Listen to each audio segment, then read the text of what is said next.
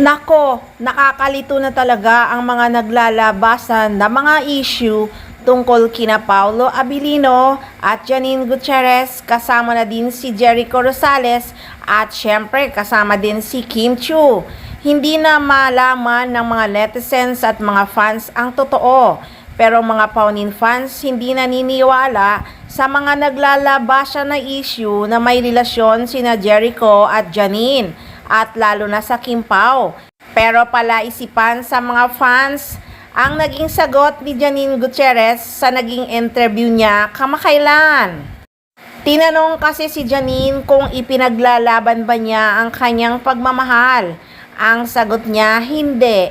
Kung ayaw na niya sa akin, go. Ibig sabihin, hindi kami para sa isa't isa. Kaya talagang naghiyawan ang mga press. Ako hindi. Parang, kung gusto mo akong iwanan, go. Ibig sabihin, hindi talaga tayo. Hindi ka kawal. If you don't want to be with me anymore, then you don't deserve me.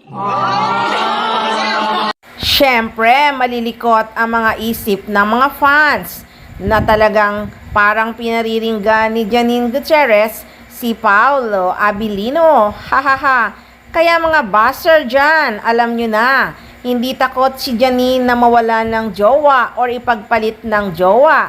Kasi naniniwala siya na kung hindi para sa isa't isa ang dalawang tao.